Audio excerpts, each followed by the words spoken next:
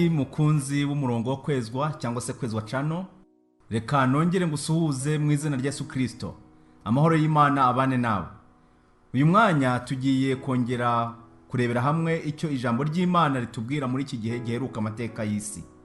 Uyu munsi icyigisho cyacu kiravuga ngo kuvangirwa mu masengesho. Kuvangirwa mu masengesho. Dusenge. Data wa twese uri mu ijuru, turi imbere yawe muri uyu mwanya kugira ngo tumenye icyo ijambo ryawe ritubwira dukwiye gukora, kandi ukuri kwawe kose wagushyize ahagaragara kugira ngo kutuyobore. Dukeneye kumenya uko tuganira nawe, dukeneye kumenya uko tuvugana nawe. Data, ngaho utwigishirize byose nk'uko ushaka mu izina rya Yesu, amen.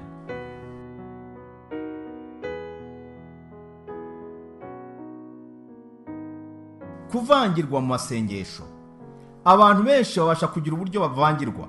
Hari ababasha kuvangirwa bitewe n'ibintu batekereza cyangwa se n'ibintu runaka bahugiyemo.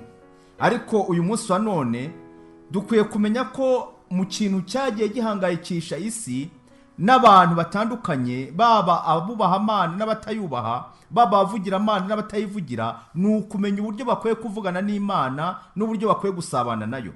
Ndetse abigishwa ba Yesu Kristo nabo ubwabo bagize icyo kibazo. Mu butumwa bwiza bwanditswe na Luka igice cya 11 umurongo wa mbere, tubona ko Yesu ubwo yari amaze gusenga, abigishwa be bamubajije ikibazo, aravuga ati, umwe mu bigishwa ati, databuja twigishe gusenga nk'uko Yohana nawe yigishije abigishwa be gusenga.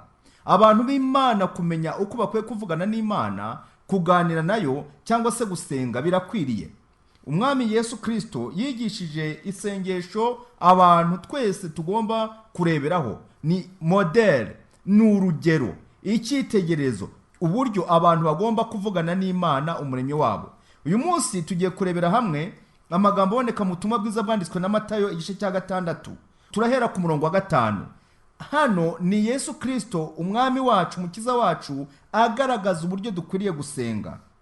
Nimusenga ntimukamere nk'indyarya. Yesu ati, nimusenga ntimukamere nk'indyarya, kuko bakunda gusenga bahagaze mu masinagogi no mu nzira ngo abantu babarebe.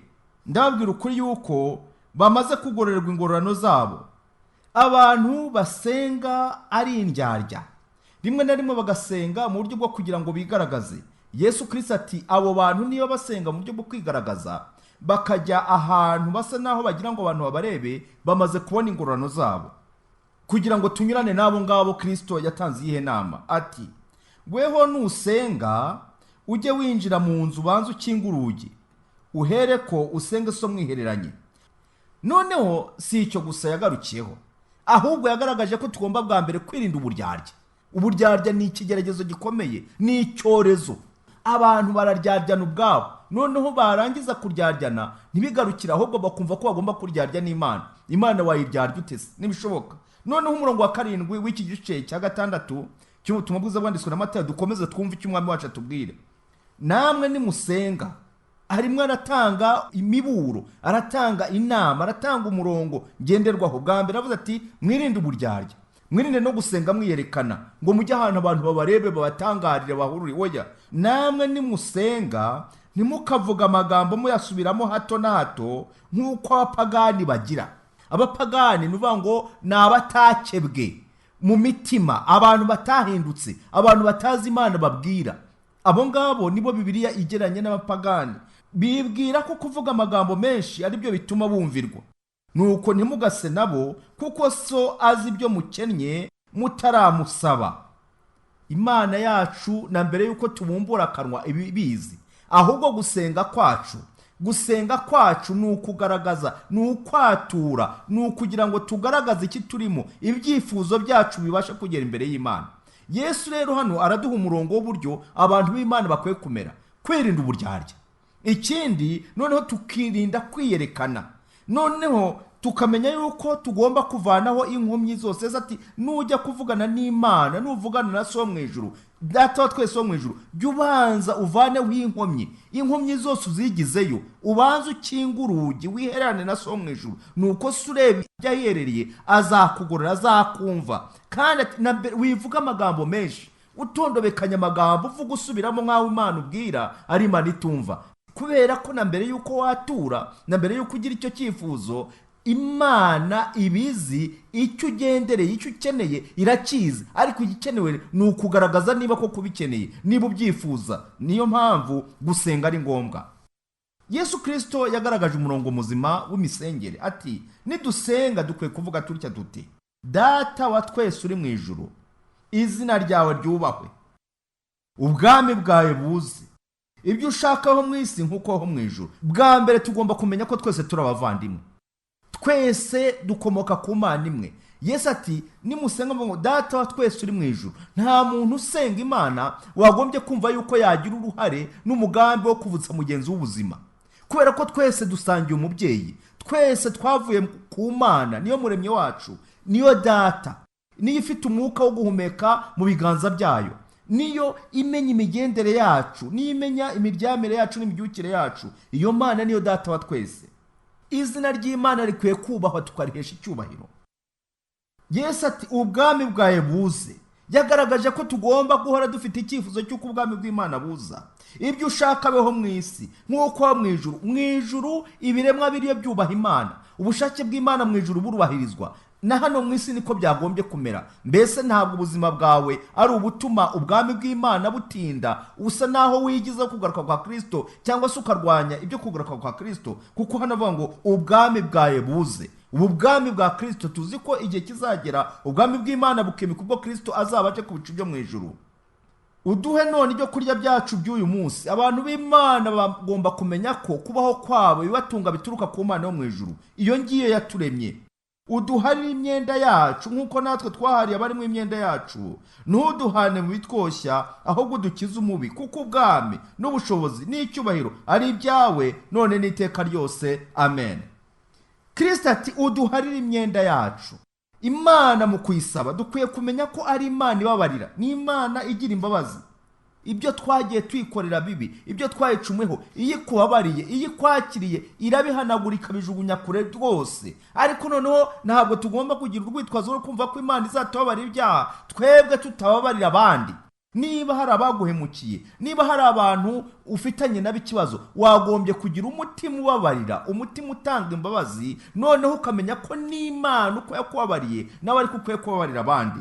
Kandi noneho ukamenya ko Imana hano ikwitaho, ibana nawe, ikurinda. Ntuduhane mu bitwoshye, ahubwo dukize umubi, kuko ubwami, ukamenya ko ubwami n'ubutware bwose ari ubw'Imana, n'ubushobozi ko ari iby'Imana, n'icyubahiro ko ari byo bikwiye guhabwa Imana umuremyi. Mbese muri iki gihe cya none Imana tuyiha umwanya umeze ute?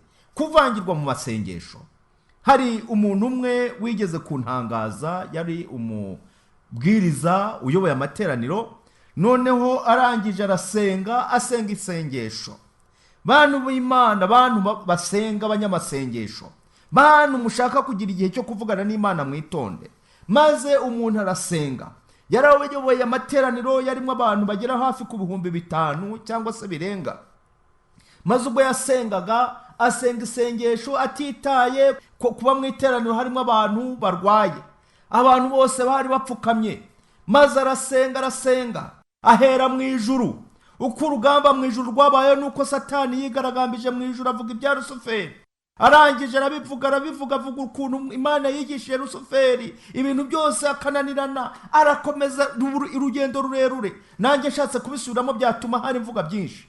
Arangije avuga uburyo Sekibi yamanukiye abakurambere bacu Adamu na Eva, avuga iby'urugamba rwabereye muri Edeni, uko inzoka yabashutse, ibintu byose. Ashaka kuvuga amateka ibijyanye n'inama y'agakiza byose mu isengesho. Avuga ibyo kwa Aburahamu, avuga iby'Abisirayeli, aragenda aravuga. Noneho bigeze igihe mu isengesho abantu baracyapfukamye. Unyumvire nawe urwo rugendo. Noneho arakomeza, ageze hagati kubitondekanya bisa naho bimugoye mu isengesho, kuko yashatse kuvuga ibintu byose byo muri Bibiliya bimeze nk'ikibwirizwa, ashatse kubishyira mu isengesho. Ageze hagati araceceka. Abantu bihanganye bose bari bagipfukamye bateze amatwi, ariko abanyantege nke bamwe bari batangiye guhirima, birabananira kubera aho hantu hari ku musozi. numva gupfukama mu mabuye ahantu hatagize, abantu wenda bamwe barwaye no mu mavi, abandi birabagoye, bamwe birabananira, ariko abihanganye noneho ageze hagati araceceka. Acecetse abantu barategereza bati agiye kuvuga iki. Ubwo ni mu isengesho. Arangije ati Satani arabijyanye mu isengesho. Noneho urumva ibyari ugusenga birayoberana, bamwe baraseka, abandi barihangana. Arongera aratangira, mbese bantu b'Imana iyo musenga mwitwara mute? Hari igihe dushobora kwibwira ko turi kuvugana n'Imana ariko dusa naho atari Imana tubwira ari bari. Yesu ati nimuvuga amagambo ntukavuge musubiramo hato na hato nkaho Imana mubwira itumva. Bantu b'Imana Bibiri twereka abantu bagiye bagira imisengero imeze ityo, yuko rimwe na rimwe babaga ari abantu badafitanye isano n'Imana umuremyi, barataye Imana. Hari abo tubona rero bagaragaye ku mpinga y'umusozi witwa Karumeli. Aba bantu ni abantu bariho mu gihe cy'umwami witwaga Ahabu. Bari abantu basenga ibigirwamana, bari abatambyi ba Bari na Shera. Umunsi umwe umuhanuzi w'Imana Eliya yarabahamagaje arababwira ati nimuze kuko mwateje igihugu umuvumo, mutuma imvura itagwa, mwayobeje abantu batimana. None rero nimuze uyu munsi hagaragara Imana ikwiye gusengwa iyo ariyo. Yesu twabonye uburyo yavuze ko Imana Data wa twese igomba guhabwa icyubahiro, nta bindi byo gusengwa, ntabwo igomba kugerekwaho utundi. Yesu kandi yagaragaje ko n'igihe tuyibwira tugomba kumenya ko ari Imana yumva. Noneho abo bantu baraza, bageze ku mpinga ya Karumeli. hari n'umwami Ahabu wayoboraga muri iki gihe. Yari umwami w'umugome, yari umwami wicishije abantu b'Imana, afashijwe n'umugore witwaga Yezebeli. Abahanuzi b'Imana baricwa. Noneho bitewe n'uko imyaka yari ishize ari imyaka 3 n'igice mu gihugu nta mvura ihaba, kandi Eliya yari yaravuze ati ntabwo imvura izagwa kugeza igihe nzabitegekera. Iryo jambo yari rivuze mu izina ry'Uwiteka. Ahabu ahamagaza n'abatambyi b'ibigirwamana biwe ndetse n'abandi Yezebeli yari yarimise kugira ngo bajye bakora ibigirwamana, maze baraza. Igitabo cya mbere cy'Abami igice cya 18 uhereye ku murongo wa 17 niho tubona icyo gitekerezo. Eliya abonana na Ahabu atumira abahanuzi ba Bari. Ndahavuga mu ncamake kugira ngo twihute, unkurikire muvandimwe. Maze Ahabu abonye Eliya aramubwira ati mbega ni wowe n'umuruho wateye Isirayeli? Uyu nguyu ni Ahabu akubitanye na Eliya nyuma y'imyaka 3 n'igice. Nawe aramusubiza ati erega sijye wateye Isirayeli umuruho, ahubwo ni wowe n'inzu ya so, kuko mwaretse amategeko y'Uwiteka mugakurikira Bari. Hari abantu basenga imisengere yabo ugasanga amategeko y'Imana bayataye ku ruhande. Ariko si Imigani 28 umurongo wa 9 hatubwira ngo iki? Haratubwira ngo uwiziba amatwi ngo atumva amategeko, gusenga kwe nako ni ikizira. Igihe cyose wirengagiza amategeko y'Imana, ukirengagiza ibyo Uwiteka ahamirije mu ijambo rye. Tubonye uburyo Kristo yagaragaje umurongo w'imisengere ukabyirengagiza. Imana iti umuntu wese wirengagiza amategeko, gusenga kwe ni ikizira. Igihe cyose waba ushaka kugira imisengere mizima, wagombye kuba ufite uburyo usengamo buhuje n'ijambo ry'Imana.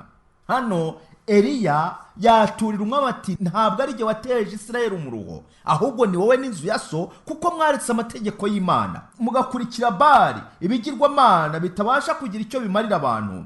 Nuko noneho tumira Abisirayeli bose umurongo wa 19 bose bateranire ku musozi w'i Karumeli, kandi abahanuzi ba Bari uko ari 450 n'abahanuzi ba Shera basangirira ku meza ya Yezebeli uko ari 400. Ubwo nuvuga ngo ni abahanuzi 850 bose hamwe. Barabahamagaza ngo baze. Nuko habatumira Abisirayeli bose n'abo bahanuzi abateraniza ku musozi w'i Karumeli. Nuko Eliya yegera abantu bose aravuga ati muzageza he guhera mu rungabangabo? Wowe ukurikiye iki kiganiro, nawe ukwiye kumenya mbese nawe uri mu rungabangabo. Abantu bari baraheze mu rungabangabo wibaza icyo gukora byarayoberanye. Noneho arabaza ati muzageza ryari guhera mu rungabangabo? Niba muzi yuko Uwiteka ari we Mana nimukurikire, kandi niba ari Bari aba ari we mukurikira. Abantu ntibamusubiza ijambo na rimwe. Bari baraheze mu kayubi, baribajije icyo gukora byarabayobeye, bitewe nuko bigaragara ko ubuyobe no kurindagiza abantu byamaze kuganza cyane. Eliya arongera abwira abantu ati ni jye nyine muhanuzi w'Uwiteka usigaye, ariko abahanuzi ba Bari ni 450. Urumva n'abashara 400, urumva baragenda bakagera kuri 450 uko twayibonye. Nuko nibaduha imfizi ebyiri bahitemo iyabo, bahitemaguremo ibice babigereke hejuru y'inkwi, ariko be gucanamo. Nanjye ndatunganya ya kabiri nyigereke hejuru y'inkwi ne gucanamo. Muhere ko mutakambira izina ry'Imana yanyu, nanjye ndatakambira izina ry'Uwiteka, maze Imana iri budusubirisha umuriro iraba ariyo Mana. Ngiki igipimo cyari gitanzwe kugira ngo abantu bave mu rungabangabo. Aba bantu byabagendekeye gute? Abantu bose baravuga bati ibyo uvuze ni byiza rwose, turabyemeye. Kuko abaturage rubanda, burya ikibazo si abaturage, ikibazo ni abayobozi. Abayobozi bayobora, abayobozi barindagiza abantu, abayobozi bayobya abantu, bazi ukuri kw'ijambo ry'Imana icyo kuvuga, ariko barangiza bagakomeza kuyobya abantu, ndetse babona abantu bari no mu bibi bakabashishikariza kugendera mu nzira mbi.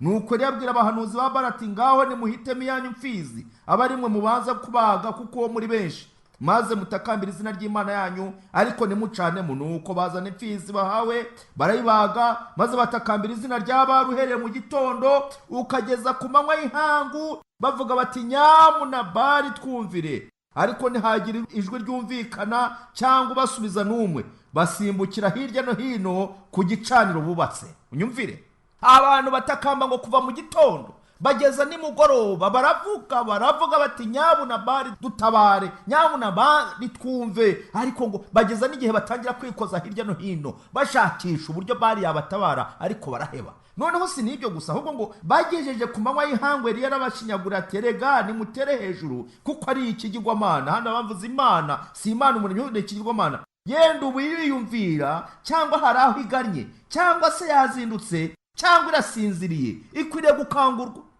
Barongera batera hejuru bikebesha ibyuma. None ibyo gusenga byavuyeho, ibyo kuvuga byavuyeho, ahubwo batangira kwitebesha ibyuma, kwikeba, kwishwaratura n'ibyuma kugira ngo bava amaraso ahari Imana yabo ibone imibabaro bafite.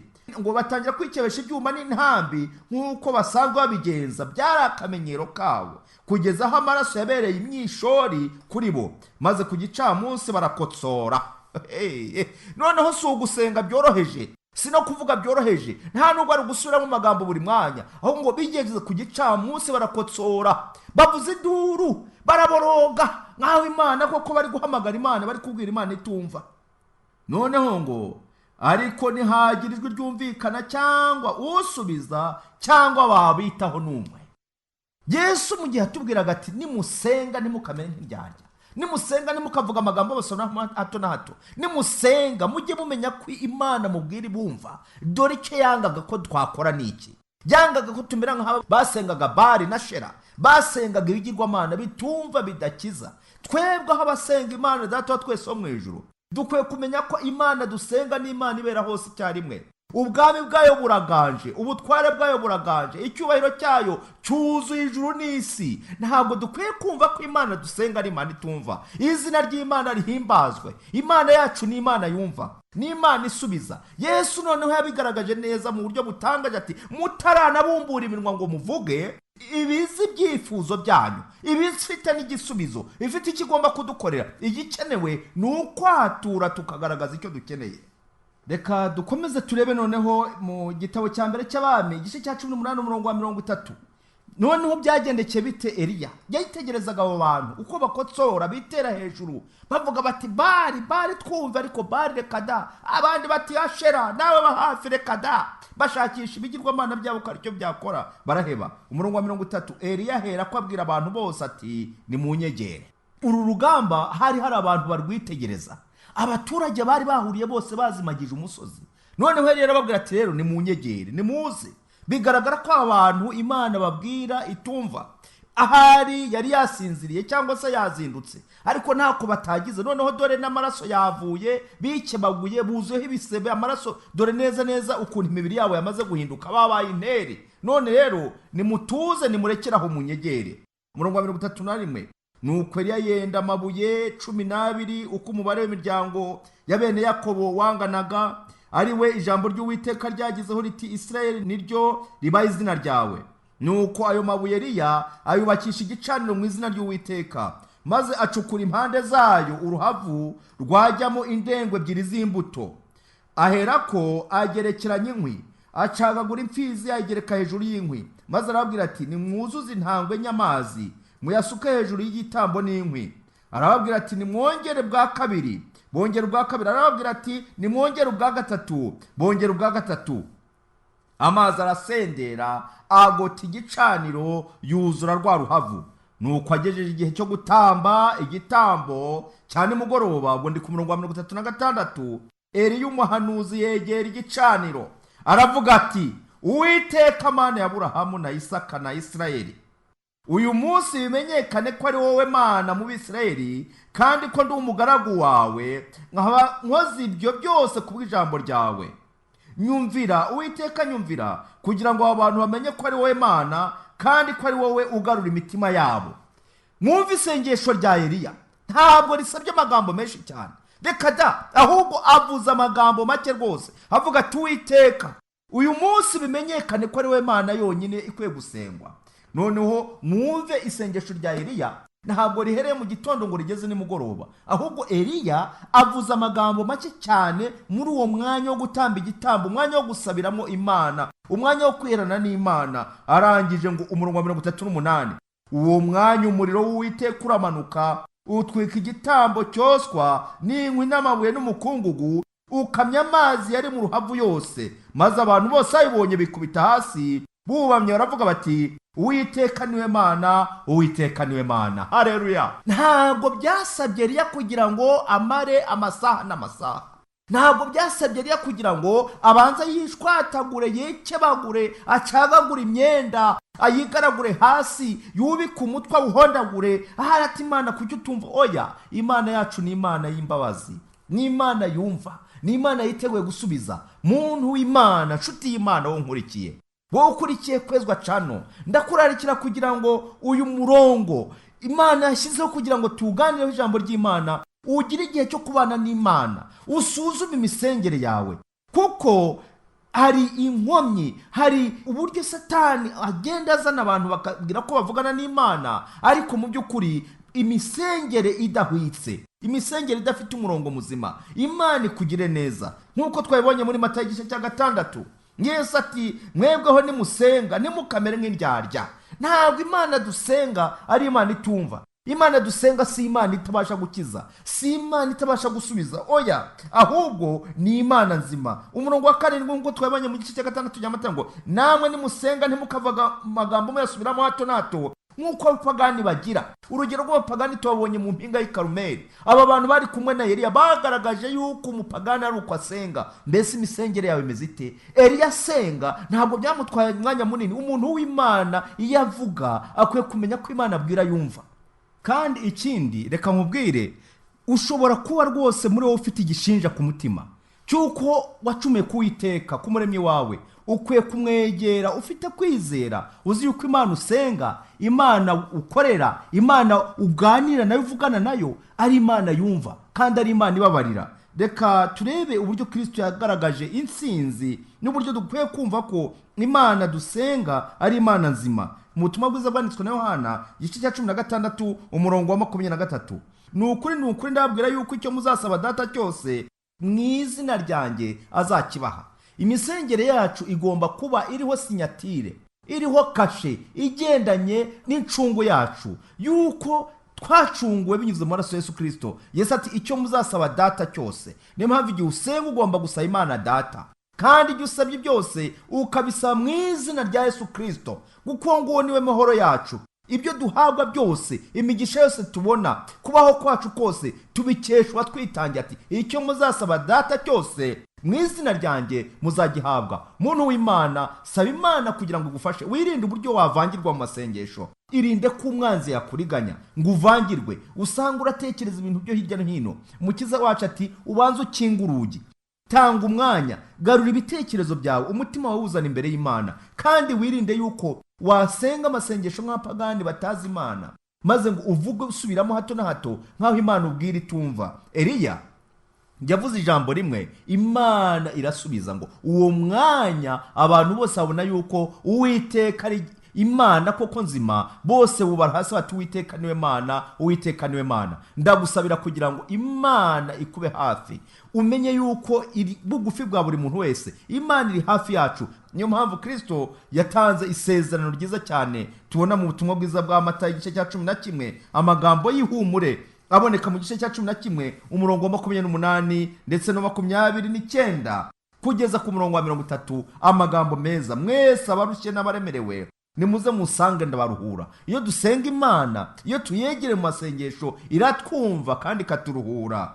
Mwemere ko abagaragu banjye, munyigireho kuko ndi umugwaneza kandi noroheje mu mutima, namwe muzabona uburuhukiro mu mitima yanyu. Iyo wasenze Imana ufite kwizera, umutwaro w'ibyaha ukurwaho, ukaruhuka rwose, ukagira amahoro aturuka mu Mwami Yesu. Kuko kunkorera kutaruhije n'umutwaro wanjye utaremereye. Yesu ati icyo muzasaba data cyose muzagihabwa. Muzasaba data cyose mu izina ryanjye muzagihabwa. Imana idufashe kugira ngo gusenga kwacu kube gufite umumaro, kandi gusenga kwacu kube guciye mu murongo muzima, kugira ngo tube abantu basenga kandi tukumvirwa. Twigana abantu b'Imana babanye n'Imana, uko bagiye babana nayo, uko baganiraga nayo, kurutaho twigana Yesu Kristo, we rugero rwacu watweretse uburyo bw'imisengere. Nibyo ngusabira, nanjye nisabira mu izina rya Yesu. Dusenge.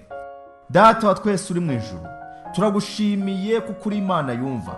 Turagushimira kuri Imana nzima, unyuranye n'ibigirwamana. Igihe tuvugana nawe dukwiye kumenya kuri hafi yacu, kandi ko witeguye Nyagasani kuduha imibereho ihindutse. Ngushimira ijambo ryawe tumaze kumva. Ubashishe buri wese kugira ngo uko twitwara mu gihe tuvugana nawe bitubere iby'umugisha, kandi bidatinze ubwo Kristo ari hafi kugaruka, Uwiteka tuzavuga tuti nguriho twategereje, atuzanira agakiza. Amahoro y'Imana bane na buri wese, tukugiraho umugisha, duhinduka abahungu n'abakobwa barindira ubwami bwawe kugeza ubwo Nyagasani urya munsi uzasohora. Niko gusenga kwacu mu izina rya Yesu.